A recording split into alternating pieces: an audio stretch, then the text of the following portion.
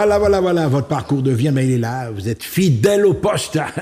Et aujourd'hui, nous allons accueillir une personnalité qui a le vent en poupe ces jours-ci, on la voit en littérature, au théâtre, etc. C'est Madame Arlette Pujard. Arlette, bonjour, bonsoir, comme tu veux. Bonjour, bonsoir à tout le monde. Ouais.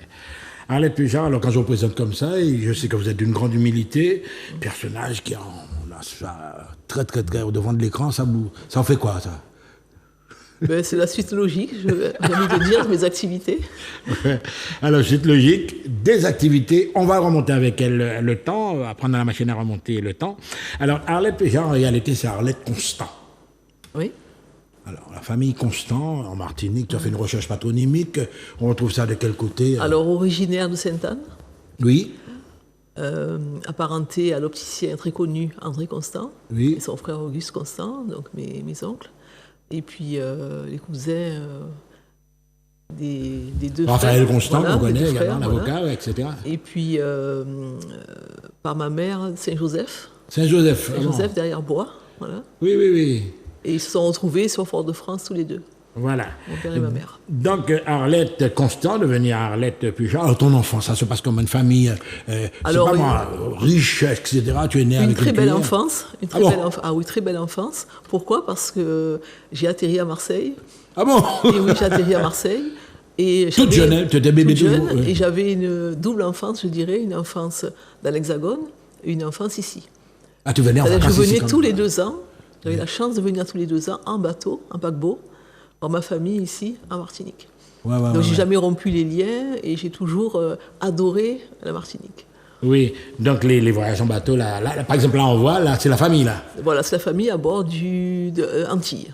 Antilles, avec Colombie. Voilà, donc ma sœur est là, Daniel, mes 2 frères, Alain et Fred, voilà, papa et maman, voilà. Et nous passions un séjour de 8 à 10 jours à peu près de traversée. Alors là, par exemple, on voit, là, vous êtes où ça? En France? Nous sommes à Marseille, À Marseille, sur le Vieux-Port. Le Vieux-Port, ceux qui connaissent, en donnant à manger aux pigeons, voilà. Ah, voilà. Donc, on voit d'ailleurs, mesdames et messieurs, vous constatez qu'elle a l'accent du midi, comme on dit. Et vous voyez, papa a sa chemise cocotier. Oui. Donc, justement, Marseille, tu es scolarisée toute jeune, etc.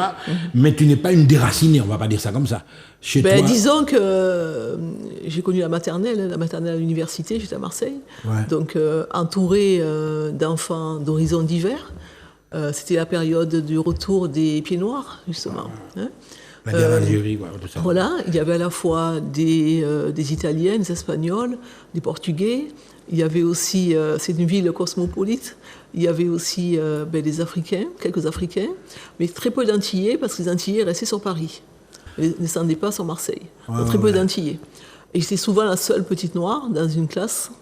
Mais il y en avait quand même à Montpellier, ceux qui faisaient médecine, tout ça, ils allaient, enfin... Voilà, mais très peu sur Marseille. Très peu sur Marseille. C'est après, ils sont descendus sur Marseille. Mais au début, les années 65 à peu près, ils ne descendaient pas sur Marseille. Ouais. Voilà. Donc, on te voit toute jeune là, etc. Tu grandis, évidemment, jeune fille qui s'épanouit, n'est-ce pas? Tes classes de collège, toujours à Marseille? Toujours à Marseille, dans le 15e arrondissement. Ouais. Lycée, toujours à Marseille, voilà. Et puis l'université ensuite, à Marseille. Bon élève? Bon élève. Et puis toujours le désir de rentrer à Martinique. Ah oui. Donc quand j'ai eu mon bac, mon père m'a dit, m'a demandé ce que je voulais comme cadeau. J'ai dit un billet pour la Martinique. Sérieux? Et il m'a dit de ne pas m'arrêter au bac. J'avais des capacités de continuer. Encore au moins 2-3 ans. Donc j'ai continué, un peu pour lui faire plaisir. Et puis, quand j'ai terminé, je lui ai dit, je veux rentrer. Donc mon père m'a donné un billet aller-retour, en pensant que je n'allais pas pouvoir trouver du travail. M'adapter, comme on disait, m'adapter. Et j'ai eu aucun problème. Non, mais justement... cette obsession de toujours, tu sais pas, Mathieu, tu es nostalgique, tu n'avais pas de copine, tu n'étais pas bien intégré à Marseille, et pourtant, d'après ce que tu me dis, apparemment... Si on lit mon livre Vinivant, le premier, c'est la nostalgie de ça. On comprend tout à fait que j'ai pris conscience, tout simplement, que mon lieu de vie, c'était la Martinique, et que mon lieu de vie n'était pas Marseille, tout simplement parce que les personnes autour de moi, j'ai pas de famille à Marseille, on n'avait personne. À Martinique, on avait tonton, tati, etc., une grande famille, et une qualité de vie qu'on n'avait pas à Marseille. Ouais. Et donc, j'ai fait le choix de rentrer, la première de la famille, et je n'ai pas regretté. Ouais. Je suis arrivée un 10 juillet, le 30 juillet, je travaillais déjà. Alors, justement, Arlette, Est-ce que tu as connu le racisme, par exemple Oui, bien sûr. Ouais. Ah bien bon sûr. Oui, ah oui, à Marseille, oui. Oui, oui. Même si c'est une ville cosmopolite, mais on me faisait sentir que j'étais différente. Voilà. Mais comme... Dans tes classes, tout ça, même quand tu étais petite, tu as senti la différence, quoi. Oui. Ouais. Pas toute la journée, On t'insultait mais pas, quoi. de temps en temps. Et, mais j'ai toujours appris par mes parents à être fière de ce que je suis, tout simplement. Voilà. Et mon père me dit toujours, tu dois être toujours la première de la classe. Tu t'assois au premier rang. Voilà. Ouais. Et bon, en sport, partout, il fallait être la meilleure. Voilà. Ouais. J'ai toujours grandi avec ça. Et toujours la fierté d'être soi. Ouais. Voilà. Mais justement, concernant, tu me parles de on voit le couple, alors là, un couple très uni, voilà, ça se disputait pas des coups de casserole en tête, non. Alors justement, mais les valeurs, tu m'as parlé de ce que tu viens de dire, tu dois être toujours la première. Voilà. Tu dois avancer, tu vois. Ce sont des valeurs qui ont été inculquées dès l'enfance. Voilà, mon père n'a pas pu faire d'études. Il a dû travailler très jeune. Et il a toujours regretté de ne pas avoir pu faire des études. Donc il nous a toujours dit, depuis petit, profitez de l'accès à la culture que vous avez, l'accès à l'éducation. Et il nous a montré, par exemple, il prenait des cours du soir, quand il y travaillait, et il nous montrait ses cahiers, et il nous disait, à mon âge, je continue à apprendre. Donc vous devez apprendre aussi. Voilà. Et ta mère était plus... Elle était au foyer, mais elle avait travaillé dans la boutique. Ah donc, oui, voilà. Oui. Donc elle menait le ménage. Non, mais je te parle de... Oui, là, c'est ta mère, voilà. Oui, voilà. Très belle Sabine. Oui. Sabine. Oui. Alors justement, à part ces valeurs-là, les valeurs fondamentales, etc., être fier de toi, etc., est-ce que tu avais également d'autres principes qui étaient inculqués, prenant leur source dans les traditions antillaises? Oui, alors c'était... ne pas parler aux gens dans la rue, ne pas parler à dire n'importe bonjour. Ouais, dire bonjour. Quand on prenait l'ascenseur, personne ne disait bonjour, bien évidemment, et mon père nous exigeait qu'on dise bonjour. Même si on ne m'a dit, même si on ne répond pas, il faut dire bonjour. Et voilà. Tu appliquais ça? Donc j'appliquais ça, voilà. Ça surprenait les gens. Et certains répondaient, d'autres ne répondaient pas. Mais bonjour. Et puis la politesse. Même dans le métro, quand tu entres, bonjour. Non, à l'époque, il n'y avait pas de métro, mais en fait, on disait bonjour partout. Et le respect des enseignants aussi. Mon père ne voulait pas qu'on écrive sur mon carnet, que j'avais bavardé, que j'avais écrit. J'ai une conduite rectiligne. Voilà. Donc tu étais une bonne élève. Voilà. Et le sourire que mon père avait quand il voyait des bonnes notes, c'était une récompense pour moi aussi. Voilà. Ouais. Alors c'est des parents qui disaient jamais je t'aime comme on dit tout le temps je t'aime à un enfant, mais le sourire qu'il faisait ça voulait dire je t'aime. Voilà. C'était ça. Voilà. Ouais. Et c'était on mange à table à telle heure. Oui, ah ouais. Voilà. La famille, c'est la famille martiniquaise à Marseille, mais c'est comme si c'était la famille martiniquaise à Martinique. Ouais. Les mêmes principes. Voilà. Côté justement d'autres valeurs, est-ce que tu croyais toi? Oui. Ouais. Il y avait ça aussi. Alors mon père n'était pas croyant, il était athée. Ma mère était catholique, donc on allait à la messe avec elle. Tu as fait ta communion. Voilà, mon père nous a toujours dit, faites ce que vous voulez. Si vous voulez aller à l'église comme votre maman, allez-y. Si vous ne voulez pas y aller, n'y allez pas. On était libre de choisir. On ne nous a pas imposé une religion. Voilà. Donc tu passes en lycée, etc. Donc tu ne m'as pas dit, tu étais une littéraire, une scientifique, quelle section tu avais choisi? Alors j'avais choisi du droit, section juridique, voilà, oui. Et de l'économie aussi. Dès le lycée? Non, pas de lycée. Non, au lycée, après, c'est après pour les études supérieures. Tu as passé un bac A, certainement. Voilà. Et tu t'es orienté vers le droit. Donc tu as fait une licence, un doctorat de droit. J'ai terminé à Martinique, j'ai commencé à Marseille. Tu as terminé à Vizioz, non? Non, à l'université des Antilles de la Guyane. Donc, j'ai été ce qu'on appelle une étudiante salariée. Ah! C'est-à-dire que j'ai commencé à travailler d'abord, et ensuite, pendant que je travaillais, j'ai eu mes études. Un régime salarié, c'est-à-dire qu'on peut faire une année en 2 ans. Parce qu'on ne peut pas suivre les cours comme les étudiants. Voilà. Non, mais bon, tu ne peux pas dire que... On ne va pas dire que la chance t'a favorisé, mais tu as eu quand même pas mal de... C'est-à-dire que c'est... Tu es à l'aise, quoi. Mon père m'a toujours dit, c'est le travail qui paye. Il fallait se lever tôt le matin. Il fallait travailler. Voilà. Donc j'ai retenu toujours ça. Et puis, il m'a surtout inculqué la lecture. La lecture. On ne pouvait pas rester à ne rien faire. Même petite... Voilà, il fallait lire un livre quand on n'avait rien à faire. Même les collections, la comtesse de Ségur, tous ces trucs. Il fallait lire. Les classiques. La seule chose que nous interdisait de lire, c'est bande dessinée. Parce que pour lui, une bande dessinée, du style Hakim Zambla, c'était pas du bon français. Donc il ne voulait pas qu'on lise ça. Mais on pouvait lire tous les livres qu'on voulait. Et puis, il y avait une pratique chez nous, dans la famille. Chaque anniversaire, on devait rédiger une petite poésie ou un petit texte pour son frère ou sa sœur. Voilà. Et mon père nous appelait, il disait, aujourd'hui c'est quel jour? Alors on disait, c'est mon anniversaire. Il appelait les frères et sœurs, et chacun devait dire une petite poésie pour l'anniversaire. Voilà. Mais toujours un public assez... Le public de la famille. Quoi. La famille, oui, la famille. Voilà. Oui. Même à l'école, par exemple, lors des fêtes de fin d'année, on ne te faisait pas déclamer des textes sur scène, non? Non, j'ai fait du théâtre aussi. Tu n'étais pas quelqu'un, le contact populaire, tu n'es même pas tellement. Tu étais plutôt une solitaire. Oui, non, je faisais des activités aussi, j'ai fait du sport aussi. Mais on va y arriver. Oui. Tu t'épanouis, une jeune fille, hop, et alors là, tu te dis, bon, pourquoi pas le sport? Quel genre? Athlétisme, un sport individuel, un sport collectif? Qu'est-ce que tu as pratiqué? Mon père a fait du basket. Ah bon? Voilà, oui. Et donc, je me suis orientée sur le basket comme lui. Ouais. Mes frères ont fait du karaté, du judo, plutôt. Voilà. Ma sœur, elle était plutôt casanière, donc elle n'a pas fait beaucoup de sport. Mais moi, j'ai fait du basket. Voilà. Mais à travers. Mon père était à l'Intrépide, voilà. À l'Intrépide, ouais, c'est des clubs de force. Puis il a fait du football aussi, mais il a fait du basket aussi. Ouais. Alors justement, à travers le sport, les gens ne se rendent peut-être pas compte, mais est-ce que c'est une école également, l'école du sport, la discipline, c'est la cohésion aussi, on apprend à être solidaire, on apprend l'esprit d'équipe aussi, on apprend des règles. Ouais, c'est important d'avoir des règles dans la vie, on apprend des règles aussi. Ouais. Les fautes qu'il ne faut pas faire dans un match, le respect de l'arbitre, on apprend tout ça. À un certain moment, comme je sens que tu étais vraiment intéressé par les sports, tu sais, actuellement, les jeunes avec tout ce qu'ils voient à la télé, les sommes qu'Mbappé gagne, ça t'a jamais intéressé de faire du sport professionnel? Non. Pour toi, c'était les études, mais le sport y a côté. Voilà, c'est ça, oui, c'est un passe-temps pour moi, un loisir. Voilà. Ouais. Alors, il y a le sport, est-ce que tu étais un petit peu musicienne également? Alors, je ne jouais pas de musique, mais je chantais dans une chorale. Et moderne jazz, c'était, voilà. Oui. Et puis avec de la musique derrière, j'ai fait des productions, toute jeune. Chorale de quel style? Religieux, non? Non. Variété, quoi. Variété, voilà. Ouais. Variété, ouais. Et ça te plaisait? Oui. Ouais. Jusqu'à maintenant, tu chantes? Et j'ai été majorette aussi. Ah, elle a été majorette. Voilà. Aïe. Voilà. C'est bien de belles images, en fait, bref, concernant, c'est très, très, très intéressant ce que tu dis.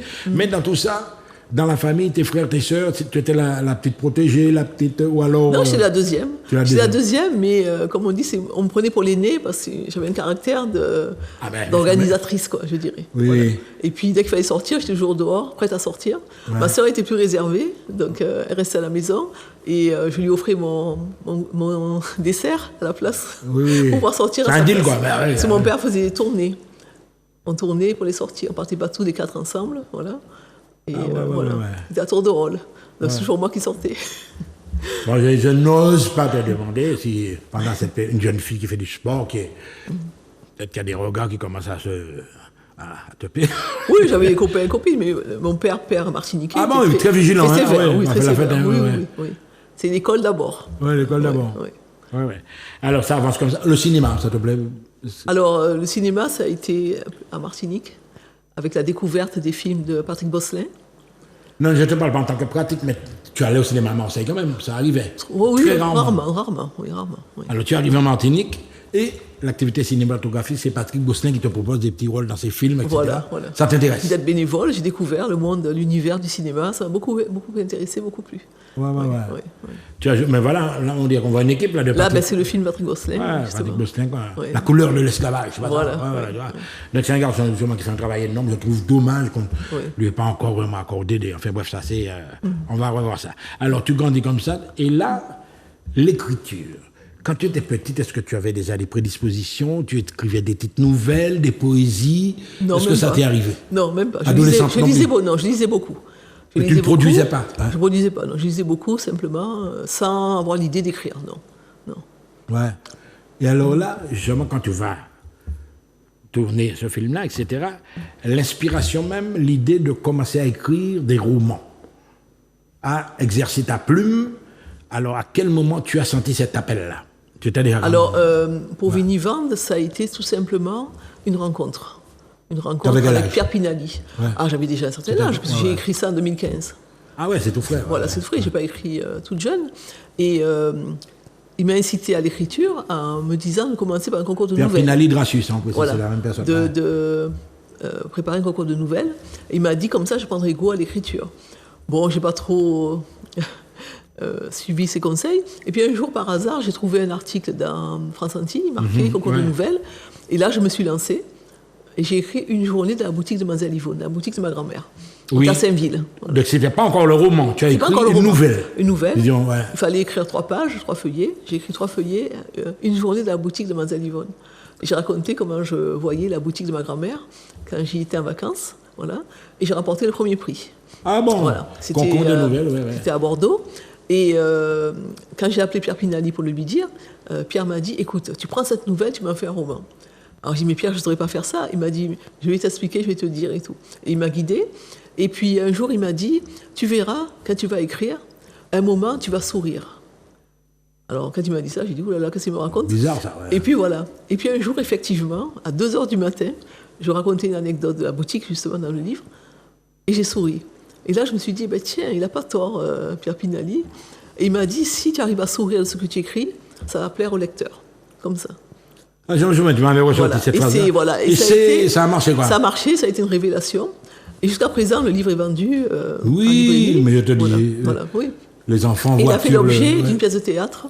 Là, on va arriver après au théâtre. Donc, vous avez compris que l'éveil au monde de l'écriture, ça a été assez tôt, et qu'après, il a repris. Alors, on va parler de ces fameuses petites boutiques, enfin, petit boutique, petit lolo, comme tu veux, etc. Donc, c'est un élément de proximité. Donc, tu vois un défilé, des marins-pêcheurs, tout à tes mots. Oui. Le contact humain. Tout à fait. Le lien social. Disons que j'ai découvert la Martinique profonde à l'aune de la boutique. Ouais. Voilà.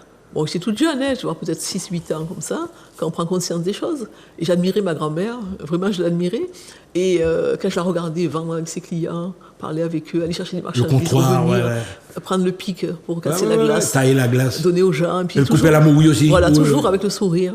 Même quand quelqu'un lui disait, donnait une bombe de Nestlé par exemple, qui était un peu abîmée, une fois que le choc, les gens prenaient et disaient, ah ma palais. Eh ben, elle reprenait la boîte, déposait, elle continuait à parler, elle remettait la même boîte dans les mains de la personne, qui n'avait même pas ça. Alors moi je regardais ça, j'étais... Et ça te fascinait, quoi. Voilà, fascinée. Et puis j'apprenais à peser avec les poids sur la balance. Oui, les petits poids là. Voilà, oui, voilà. Je voyais les balais en feuilles qu'elle vendait. Vraiment, c'est une activité qui avait... Le beurre qu'on vendait en feuilles, tu as connu ça, oui. Et puis depuis une palette de beurre. Oui, depuis le matin, il y avait les odeurs, quoi. Les odeurs du pain qu'on apportait, les livraisons à 5h du matin, tout ce qu'il y avait autour de la vie, de la boutique. Un petit souris qui va passer dans la boutique, voilà. Elle a voyé le chat tout de suite. L'ambiance qu'il y avait. Et puis, elle avait le téléphone. Et les gens venaient, comme il disait, sonner quelqu'un. Oui. Donc, elle faisait aussi office. Il payait les gens, lui. Oui. Monnaie, et puis, elle était aussi écrivain public.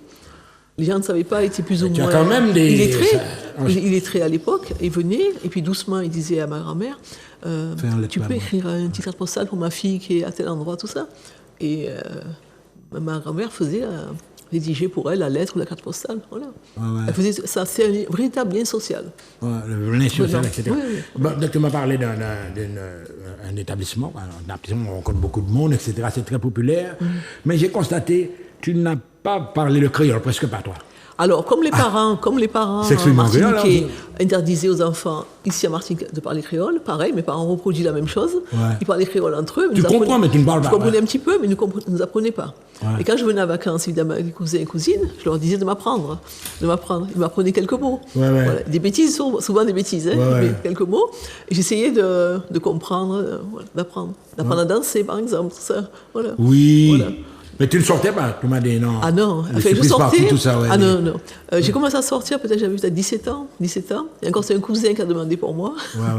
Bon, mon père a accepté du bout des lèvres, mais je suis allée, j'ai regardé un peu, c'était à Sainte-Anne, à la Paillote. Oui, le piment vert, de la mer. Voilà. Et puis je regardais tous les gens et tout. Bon, on ne savait pas trop bien danser, ma soeur et moi, mais enfin, bon, on s'amusait avec mes cousins et cousines.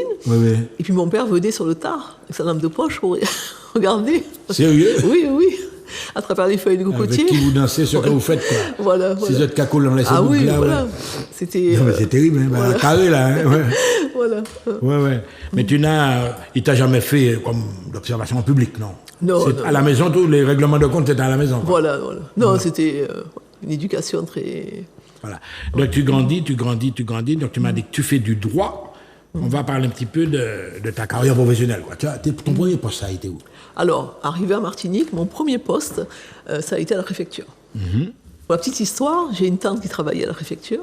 Quand nous allions la voir pendant les vacances, mon père nous amenait dans son bureau à la préfecture. Et chaque fois, elle me disait, si tu travailles bien à l'école, tu vas travailler à la préfecture. Donc c'était quand j'étais petite, voilà. Challenge, quoi. Quand j'étais petite. Et puis par hasard, je me suis retrouvée à la préfecture, effectivement. Bon, j'étais une des rares employées jeunes. Et que les gens de certaines... T'avais quel âge quand tu étais à la préfecture? 20 ans. 20 ans? 20 ans. Les employés étaient beaucoup plus âgés que moi. J'étais plus jeune. Et ça a été, j'ai envie de dire, je suis restée 2 ans. 1 an et demi à peu près, 1 an et demi. Ça a été, d'ailleurs j'en parle dans Vinivand, ça a été bien intégré, quoi. Une école remarquable et j'ai observé les fonctionnaires de près.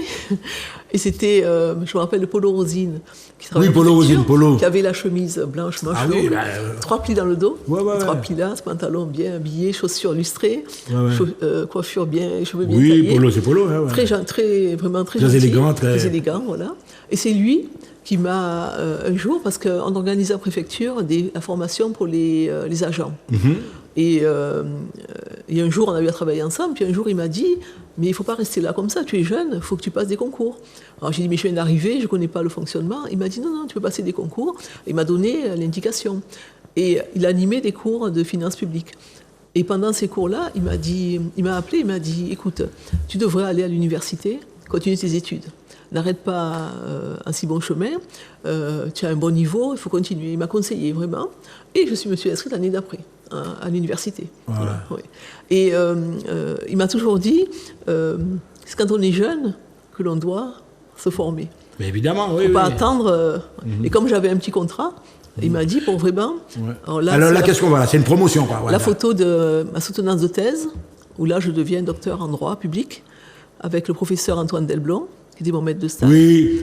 Je vais te faire une confidence. Hein. C'est mon camarade de classe. Ah, d'accord. Alors, monsieur Antoine, non. Et on voit Maurice Burac en jaune, à gauche un petit peu. Emmanuel Josse. Maurice Burac, c'est au bout. Hein. Voilà. Et puis, les 2 autres, ce sont 2 professeurs d'université extérieurs. Alors, là, tu es quand même une jeune fille, tu as grandi dans un milieu, je ne vais dire pas vraiment, mais un milieu modeste. Modeste, voilà. Oui. Et ton ascension, etc., clac. Ça t'a pas fait pousser des ailes, tu ne t'es pas dit à présent. Non, j'ai envie de dire que j'ai toujours été bien conseillée. J'ai toujours eu la chance d'être bien conseillée, de tomber sur des personnes qui m'ont vraiment guidée.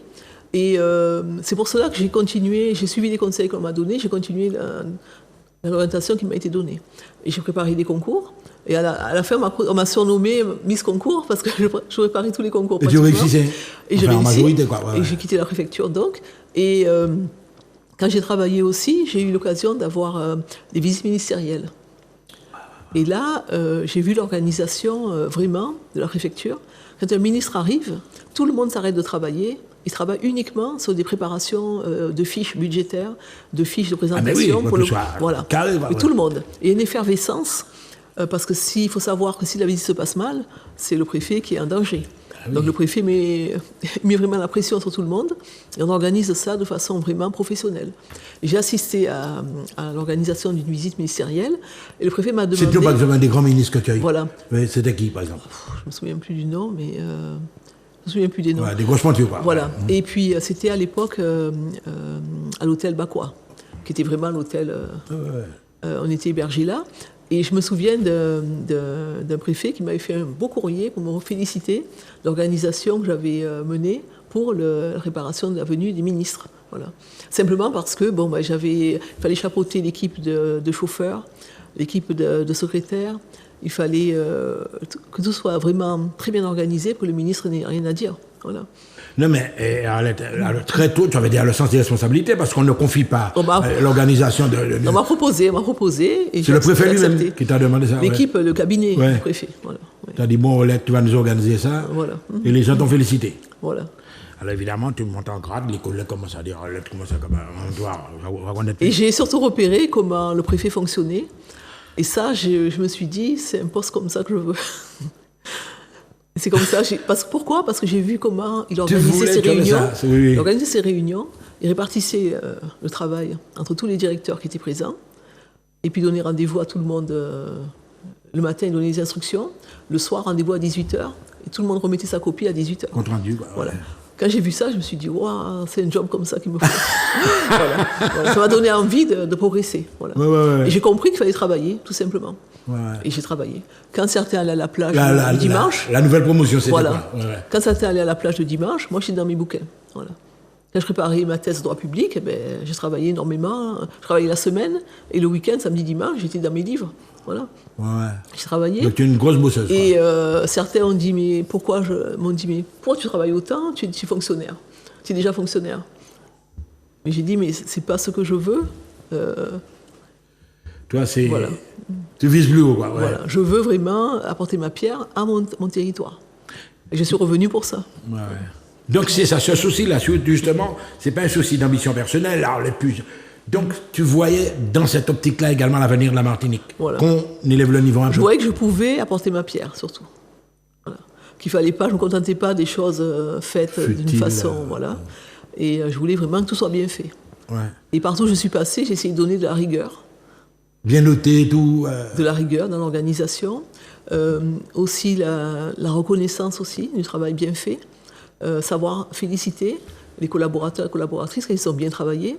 Parce que souvent on passe dessus, tout se passe bien, mais on ne dit même pas merci, on dit pas que c'est bien. Il faut le dire, prendre son temps pour le dire. Voilà. En général, ici, quand c'est bien, on ne dit pas. Voilà. Mais si ton pied glisse, là, alors là, fais gaffe. Voilà.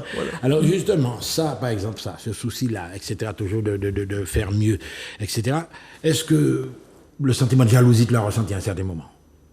Non, je sais que tu n'as pas peut-être cet esprit-là, l'esprit mesquin, mais oui. Forcément, tu sais, est-ce que tu l'as ressenti? Au niveau des collègues, au niveau de... Oui, on m'a dit que j'étais ambitieuse. J'ai dit oui, mais il faut être ambitieuse dans la vie.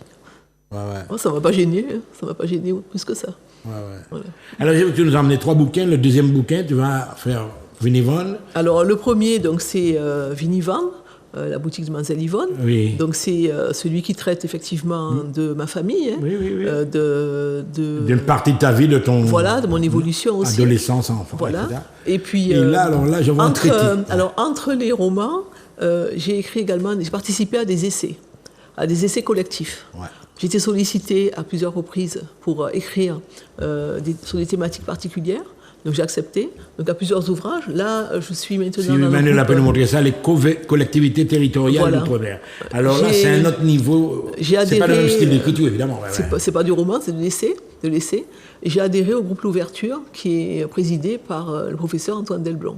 Oui. Tout simplement. C'est un groupe de réflexion sur toutes les thématiques, toutes les politiques publiques. Et nous apportons notre pierre à l'édifice, j'ai envie de dire, en apportant des contributions. Ouais, la Martinique et les... Là, c'est le premier. Oui, le premier. Et dans ce premier document-là, j'ai évoqué le foncier à Martinique. Justement, aujourd'hui, on en parle beaucoup. Mais oui. Et dans celui-ci, j'évoque plutôt tout le management et l'innovation.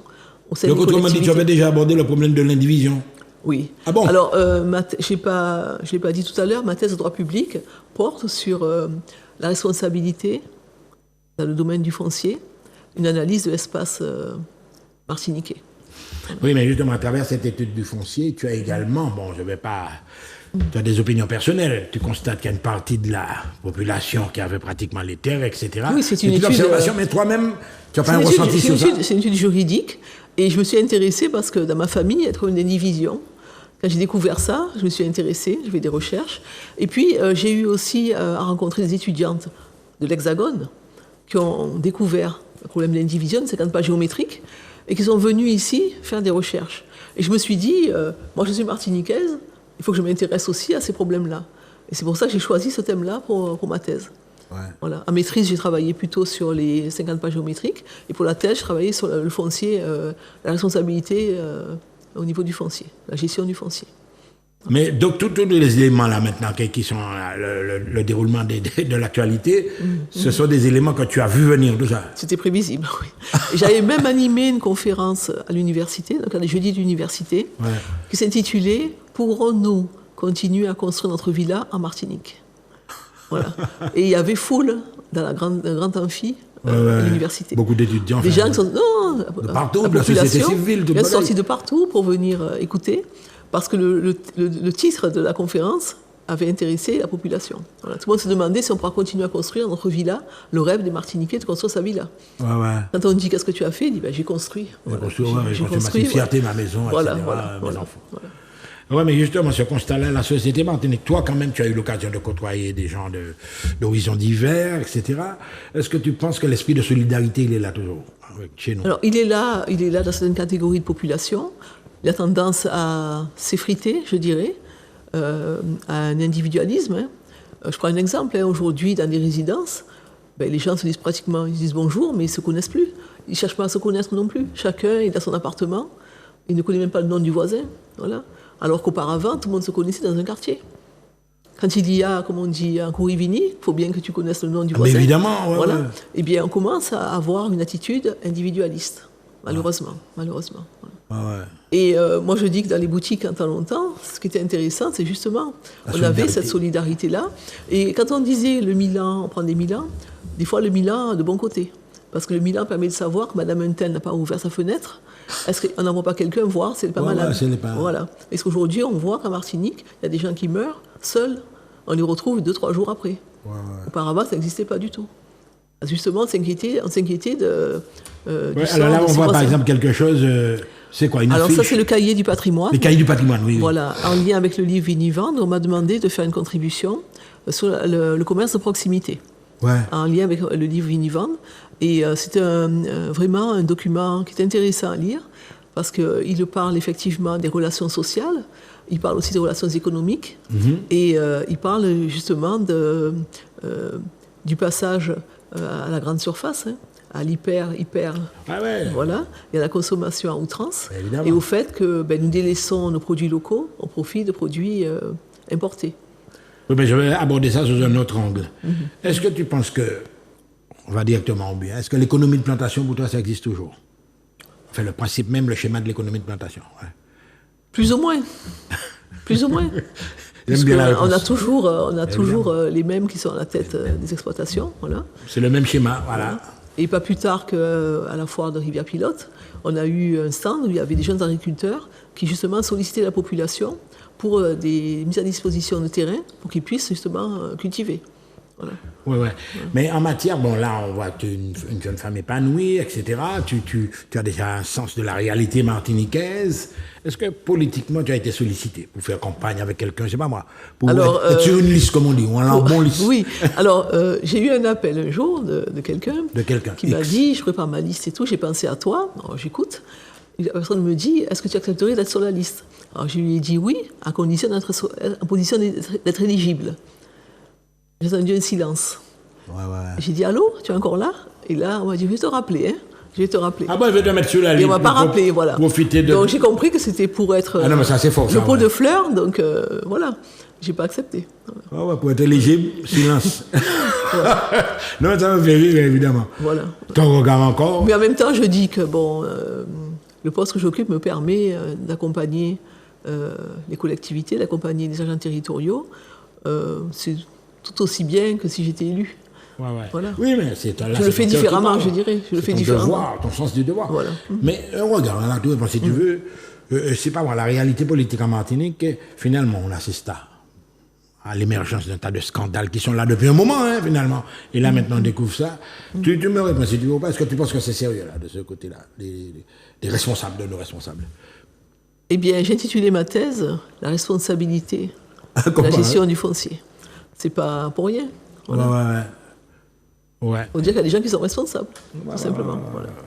Alors là, on va passer maintenant à un morceau de le lycée Chercheur. Avant le lycée Chercheur, qu'est-ce que tu as fait? C'est le dernier truc que tu as fait? Alors, il y avait Suzanne. Suzanne, oui. Suzanne, malheureusement, c'est un livre qui raconte une histoire vraie, véridique, d'une ancienne pensionnaire. Oui, de alors là, on voit voilà, oui. c'est raconte l'histoire, oui. Voilà.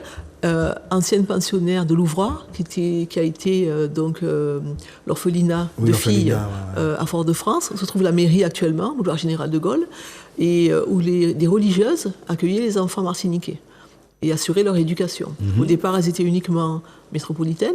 Ensuite, quelques-unes ont été des religieuses martiniquaises. Et ces enfants étaient placés à Louvroy jusqu'à l'âge de 18 ans. À 18 ans, ils étaient placés dans des familles aisées, bourgeoises, et étaient un peu comme on appelle en Haïti des restes avec. Ouais, les restes avec, c'est-à-dire. Et voilà, ils s'occupaient de tout. Les basses besognes, quoi. Voilà. Ouais. Et certaines ont pu s'en sortir en se mariant, par exemple, ou en partant dans l'Hexagone. D'autres sont restées. Et elle est restée, Suzanne. Elle ne s'est jamais mariée. Elle n'a jamais eu de maison à elle. Et elle est passée de Louvroy à la maison d'habitation, au Gros Morne, chez une famille béquée. Et ensuite, la famille est décédée, donc elle s'est retrouvée sans personne, et elle a été admise à l'asile des vieillards.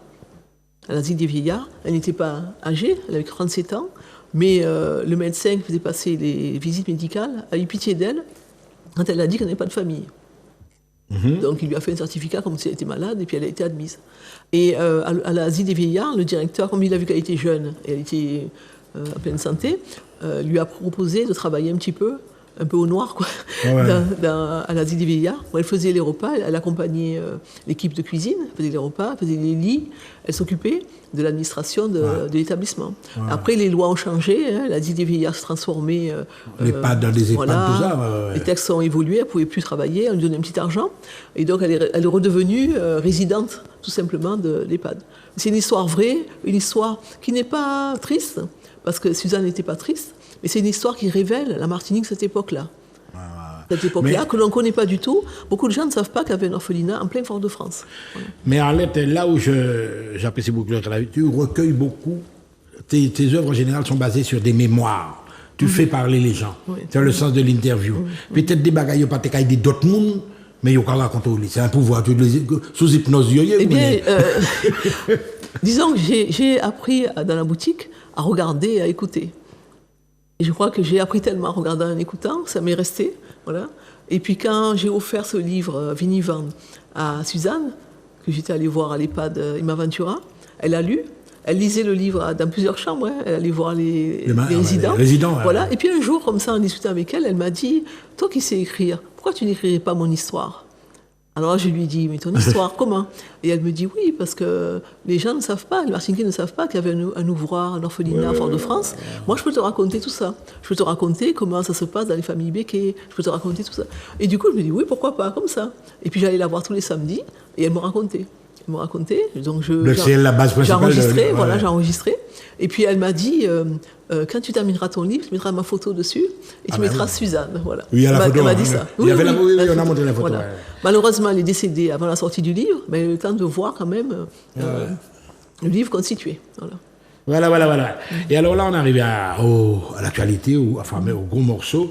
Alors, le lycée Schellcher. Manuela va nous passer la jaquette du lycée Schellcher à l'écran, là. Le dernier roman, un roman qui défraie la cour, qui bat des scores de vente. Enfin bref, le fameux roman lycée Schellcher. Alors là, tu as senti dès le départ que tu t'attaques à un gros morceau. Oui. En tout cas, tu t'es marié, on va préciser quand même. Oui. Voilà, à ton mari que je connais très bien et qui a également été élève du lycée. Voilà. L'idée même, il y a longtemps qu'il y a cette idée-là où c'est quelqu'un comme la grande dame qui t'a... Non, alors c'est très simple. Mon époux m'a toujours parlé du lycée. Toujours. Il m'a amené voir l'internat où il était, il a amené mes filles voir aussi. Il était fier d'être à l'internat. Il m'a toujours raconté le lycée Schellcher. Mais je n'ai pas eu tout de suite l'idée d'écrire, pas tout de suite. Et puis, un jour, j'ai eu à accompagner dans mon activité professionnelle des ingénieurs qui venaient voir justement les travaux sous la conduite de Gustavo Torres. Les travaux du nouveau lycée. Avant qu'on commence les démolitions. Et donc, j'ai organisé ce groupe d'ingénieurs que j'ai accompagné au lycée. Et il y a eu une scène qui m'a marquée. Lorsque les ingénieurs sont arrivés devant le lycée, on avait rendez-vous devant le lycée, ils se sont tous mis à toucher les pierres. Tu vois, les pierres qui sont sur les côtés, les pierres, toucher l'escalier, regarder partout. Et chacun, il disait, moi j'étais là, j'ai fait ça, j'ai joué. Des ingénieurs anti-martiniquais. J'ai vu une émotion parmi des gars qui ont entre 50 et 60 ans. Une émotion qui s'est dégagée. C'est ça que je me suis dit, il y a un truc à faire, comme ça. Et j'ai assisté à la réunion. Ils ont posé beaucoup de questions à Gustavo Torres. Et certains ont demandé, il n'y a pas un internat dans le lycée? Voilà. Et puis en revenant chez moi, j'ai dit à mon époux, est-ce qu'il y a eu des ouvrages écrits sur le lycée? Et mon époux m'a dit, non, je ne pense pas. Donc j'ai demandé à mes collègues de la bibliothèque Schellcher de faire des recherches pour moi. Ils m'ont donné une petite liste. Et il y avait un ouvrage écrit en 89 par Tony Delcham sur le lycée Schellcher. Et je l'ai pris, je l'ai lu. Mais l'orientation prise par Tony Delcham, c'était surtout les relations politiques entre nègres, mulâtres, Becquet. Alors, c'est une partie du combat, mais il y a toute une chronique derrière ça même. Ce que je voulais faire. La chronique de l'internat. C'était pas dans cet objectif-là. Pas de témoignage, voilà. N'ayant pas été élève moi-même au lycée, ni enseignante, je me suis donc appuyée sur les témoignages des anciens. Et j'avoue que j'ai découvert la Martinique aussi à travers ces témoignages, tout comme les témoignages de Vinivant dans la boutique. Mais là encore, Arlette, c'est la mémoire Tu reviens sur la mémoire, tu enregistres les gens, c'est pas une époque que tu n'as pas vécue, enfin. Donc c'est important. Et j'ai envie de dire, peut-être parce que j'ai un regard neuf, parce que je ne connaissais pas le lycée, donc j'ai écouté peut-être avec attention, j'ai découvert une vie vraiment difficile pour les parents, une vie difficile pour les élèves aussi, et j'ai voulu comprendre comment ça s'est sorti, ce qu'ils sont devenus aujourd'hui. Certains sont élus, beaucoup sont élus, beaucoup sont musiciens, beaucoup sont chefs d'entreprise, enseignants. J'ai voulu comprendre. Et j'ai eu la chance d'avoir un petit livre écrit par M. Sabine, un tout petit fascicule, qu'il a écrit lui-même sur ses études au lycée, et également ses études dans l'Hexagone. J'ai lu également un ouvrage écrit par un professeur de médecine, un Martiniquais qui était à Bordeaux. Il a écrit un petit fascicule pour ses petits-enfants, parce qu'ils n'étaient pas revenus à Martinique exercer. Et j'ai lu tout cela et je me suis dit, bon, il y a un truc à faire. Voilà. J'ai commencé simplement à interviewer les gens. Voilà. Je vais revenir sur mon expérience. Voilà la jaquette qui sort. Tu m'as interviewé à un certain moment, tu m'as dit, on s'est rencontrés, etc. 1 an passe, je me suis dit, mais qu'est-ce qu'elle fait? 2 ans passent, et là j'ai commencé à t'appeler, je dis, on finit plus ça. C'est là que tu m'as dit, non, Michel, et puis tu m'as expliqué que tu en avais fait tellement qu'il y avait trop. Voilà. Et puis il faut dire tu as dû réduire là-dessus alors. On est tombé en plein Covid aussi. Ouais. Voilà. Donc le Covid, je ne me suis pas arrêtée, je me suis dit, je vais faire par téléphone. Voilà. Et j'ai fait des entretiens par téléphone. C'était moins intéressant que de proximité. Mais j'ai quand même fait, par exemple, Armand Nicolas, c'est par téléphone que j'ai échangé avec lui. Édouard Jean-Élie, c'est par téléphone. Raymond Robinet, c'est par téléphone. Les gens qui sont dans l'Hexagone aussi, par téléphone. Et après, j'ai pu aller voir certaines personnes avec le masque et tout, pour protéger tout le monde. Mais le Covid m'a freiné aussi. J'ai pris plus de temps pour terminer que si j'avais pu voir tout le monde circuler à Martinique facilement. Voilà. Et alors, puis, je voulais aussi laisser une belle trace aussi. Voilà. Voilà, j'ai pas voulu me précipiter pour sortir le livre. J'ai pris mon temps. Tu as pris tout ton temps pour bien finaliser. Et pour Vinivand, le public m'a reproché de pas avoir mis de photos. Il voulait des photos de la boutique, voilà. Alors je me suis dit, je vais mettre des photos dans celui-là. Malheureusement, je me suis aperçu qu'à l'époque, beaucoup de familles ne faisaient pas de photos, n'avaient pas les moyens de faire des photos. Il fallait avoir les moyens financiers d'avoir des photos. Et puis, il y a eu beaucoup d'incendies. Beaucoup de maisons ont brûlé et les gens ont perdu leurs archives, leurs documents. Donc j'ai pas eu toutes les photos que je voulais, j'en ai eu certaines quand même. Je ne voulais pas mettre des photos qui se trouvent déjà sur le site internet classique. Il y a beaucoup mettre des photos originales, par exemple. Originales, voilà. Avec des certaines personnes m'ont donné des photos. Oui, parce que des photos de classe. Là, c'est la maternelle. La maternelle. Attends, parce qu'on précise que le lycée, ça commençait très tôt. Voilà, les enfantines, voilà. Ça, c'est Madame Geneviève Mourès qui me l'a donné, sa mère qui était enseignante, voilà. Et certains m'ont promis, ont cherché dans leurs archives, n'ont pas trouvé. Mais je voulais une photo d'un élève, pour voir comment un élève était habillé et tout. Je n'avais pas malheureusement trouvé. On m'a décrit, mais je n'ai pas eu la photo elle-même. Voilà. Alors je fais un appel, si quelqu'un a des photos d'enfants lycéens, voilà, je veux bien en récupérer. J'ai eu des cartes, par exemple, des cartes d'interne, des cartes de sortie. Voilà, on m'a remis ça. Des cartes, par exemple, d'invitation à Sainte-Charlemagne, à la fête des meilleurs élèves. Voilà, les tableaux d'honneur, là, par exemple. On fait le tableau d'honneur de l'époque du lycée. Manuela doit rigoler lorsqu'elle voit ça. Voilà. Oui. Félicitations du conseil de discipline. Voilà. Mais justement, à travers tout ça, tu te rends compte que le lycée créer un train d'union entre tous les Martiniquais. Par exemple, je vais à Sainte-Anne, à Saint-Luce, ton mari va au Diamant. Tu connais quelqu'un. L'occasion de camarades tout partout. C'est là l'importance de ce truc-là. Est-ce que ça, en matière de social, ça joue un rôle également important? Ah oui, important. Et puis la solidarité aussi qu'il y avait à l'époque. Quand quelqu'un était fort en maths, il va aider ses copains. Les copains forts en français aidaient aussi. Il y avait une solidarité. Et ce qu'on m'a raconté aussi, je trouvais ça génial, les élèves n'avaient pas chez eux de bibliothèque. Certains n'avaient pas les moyens d'une bibliothèque. Donc ils étaient obligés d'aller à la bibliothèque du lycée, la bibliothèque Solcher, pour emprunter des livres. Et ils s'étaient organisés, les internes, pour se répartir la lecture des livres. Ils répartissaient la lecture des livres et ils faisaient des fiches de lecture. Ce qui fait qu'ils s'échangeaient des fiches de lecture, ce qui leur permettait d'avoir après une connaissance multipliée par 20. Ils avaient lu 2 livres, ils avaient une vingtaine de fiches. Ils pouvaient s'enrichir et pouvoir répondre aux questions des enseignants, avoir une culture grâce à ça. Et je trouve ça très intéressant. Puis un travail d'équipe. Ok. Alors là, Arlette, on va aborder également, parce qu'on arrive, ça tourne dans la zone, le chronomètre tourne. Le théâtre. Arlette, tu te lances dans le théâtre, un monde qui t'estime, en fait. Et tu te découvres des talents, n'est-ce pas, de comédienne. Non, c'est un truc qui te plaisait depuis longtemps. J'en ai fait un peu quand j'étais au collège et lycée. Ouais. Et puis, arrivé à Martinique, j'avais pas le temps. Préparer les concours, oui, je préparais ma thèse et tout, j'avais pas le temps. Et puis, je connaissais Élie Pénon. J'avais vu Élie Pénon dans plusieurs scènes. Ouais. Et puis, à un moment, je me suis inscrite aux ateliers du Cermac. Je faisais du ballet. Ma période de ballet. Et puis, j'ai croisé Élie Pénon. Ouais. Et je lui ai dit, j'aurais bien aimé faire du théâtre. Et Élie m'a dit, viens. Et puis, je suis allée, comme ça. Ouais, et on voit des photos là, oui. Et Élie m'a dit, tu joues. Voilà. Là, c'est la tragédie du roi Christophe. Ouais. Le rôle de la première dame, au théâtre Aimé Césaire. Et là, c'est une pièce Libre sœur de Mériba, de Francine Narès, sur l'esclavage. Et j'ai adoré. Et puis, j'ai fait la connaissance de plusieurs personnes d'horizons divers. Des étudiants, des salariés, des retraités. Et puis, j'ai pris Olivier, par exemple. Voilà, j'ai pris goût au théâtre.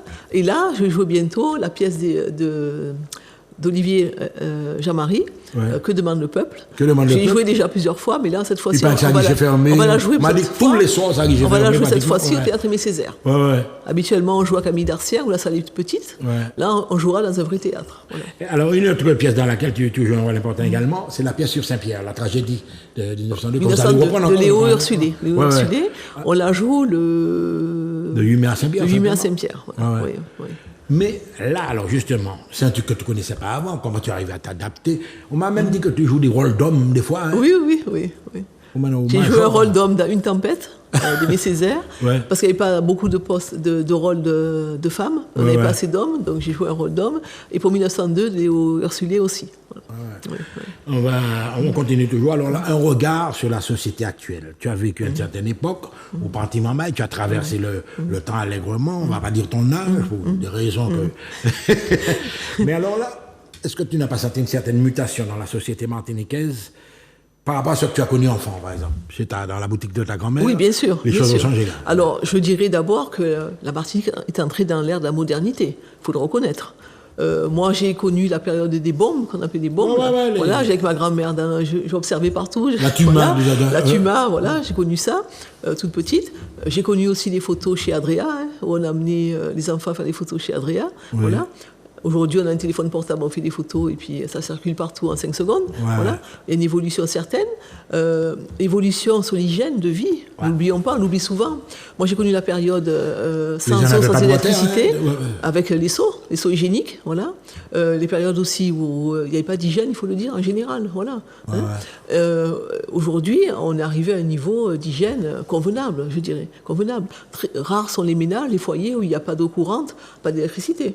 Aujourd'hui, quand même, on a un niveau, voilà. Maintenant, si on regarde l'aspect individuel, l'aspect personnel des Martiniquais, on a une mutation profonde qui s'est opérée par un mimétisme, tout simplement. Mimétisme de ce qui se passe dans l'Hexagone. Notre repère, c'est très important. Notre repère, c'est l'Hexagone, c'est Paris, voilà. C'est très important parce que souvent on me le disait, il tenait pas trouver de ça il est ici, comme si il y a une espèce de correspondance quoi. Voilà, je prendrai un exemple. Je suis également mannequin. Alors mais je défile pour. Il n'y a pas de photo de voilà. Par exemple. Voilà. Alors c'est quoi là? Tu es où ça? Au jardin de là Malata, je suis à Ducos. On prépare un défilé. C'est Marlène. Qui est la créatrice, voilà, la créatrice qui peint sur tissu, voilà. J'ai fait sa connaissance par hasard aussi, et puis elle m'a invité à venir défiler avec elle. Donc je suis allée défiler, je défile de temps en temps avec elle. Et là aussi, on s'aperçoit qu'on a des créateurs en Martinique. On ne se tourne pas vers la création locale, mais on va acheter des vêtements ailleurs. Qui ne nous ressemblent pas, qui ne nous parlent pas. Et là, j'ai trouvé vraiment, j'ai découvert cette qualité de création que nous avons, et nous pourrions, nous, inspirer la mode ailleurs. Voilà. Bon, tu présentes les modèles, mais toi-même, c'est pas ton domaine. Ça t'a jamais intéressé de créer aussi en matière. Alors, je suis également des esquisses. Je suis couturière également. Et j'ai fait mes vêtements moi-même aussi. Mais bon, j'avoue que depuis quelque temps, j'ai plus le temps de coudre. Mais j'ai une période de couturière où je crée mes modèles moi-même aussi. Ah bon? Oui. Ah bon, alors là, alors. tu es polyvalente, on va dire, mais tu m'as dit que tu as 2 filles. 2 filles, oui. Comme elles observent la maman, elle a dit, mais qu'elle fait trop de bagaille. Et finalement, on sent qu'il y a une activité débordante. Non, je crois qu'elles sont habituées. C'est comme ça que tu Elles sont vois, habituées, oui. Et elles ne sont pas de ce style-là. Elles font beaucoup de choses aussi. Ah bon? Beaucoup de choses aussi. Ouais. Ma fille est née journaliste. Oui, oui. Et la cadette est chef de projet à la Chambre de commerce. Ouais. Et toutes les deux, elles ont une activité aussi, très sportive aussi, toutes les deux. Très sportive aussi. Oui, toutes les deux. Donc vous êtes des femmes d'action, quoi. Voilà, comme ça. voilà. Ouais.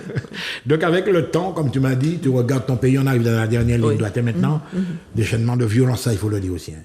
L'arrivée, bon, des trafics, enfin on connaît. Quel regard tu jettes sur ça? Tu es pessimiste, optimiste ou bien tu es... Moi, je dis simplement, j'ai participé à l'opération du professeur Aimé Charles-Nicolas, 36 heures pour la Martinique, et je crois qu'on peut être optimiste, quand même. On peut être optimiste parce qu'il y a quand même une frange de la population qui réfléchit, qui essaye de faire des choses, qui passe à l'action. On n'est pas que dans la parole. Parce que souvent, on est dans la parole, on parle beaucoup, mais on n'agit pas. Et je crois que si aujourd'hui on se met ensemble pour agir, on va y arriver. Mais il faut prendre conscience de ça, prendre conscience de nos forces, prendre conscience de notre capacité à faire. Et je rejoins là-dessus Olivier Jean-Marie quand il dit qu'on est capable de faire. Voilà. Mais notre histoire aussi a fait que nous nous sommes toujours sentis pas à notre place. Le syndrome de l'imposteur. Quand il y a un poste de direction, on s'est toujours dit on ne peut pas aller vers ce poste-là.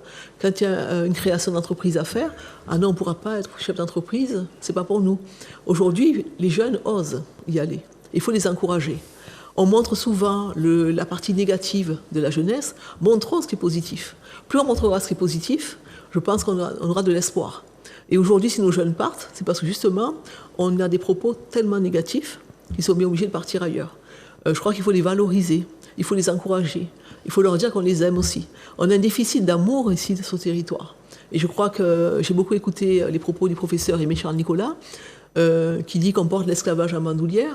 C'est un peu ça aussi. On n'a pas été accompagnés quand on est sorti de l'esclavage, on a été livrés à nous-mêmes, et on s'est retrouvés libres, mais libres sans les chaînes, mais pas libres dans notre tête. Voilà. Ouais.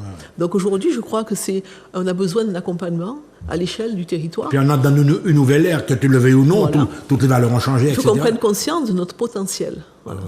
Et quand on aura pris conscience de notre potentiel, je pense qu'on pourra agir et être fiers de nous. On n'est pas assez fiers de ce que nous sommes. Voilà. Et quand quelqu'un réussit, l'applaudir des deux mains. L'applaudir des deux mains et ne pas le critiquer. Voilà. Arlette Pujard, mesdames et messieurs, je suppose que vous avez vibré au cours de cet entretien, de ce parcours de vie, un parcours de vie très, très, très particulier. Une femme qui a beaucoup, beaucoup d'espoir pour son pays. Affaire à suivre.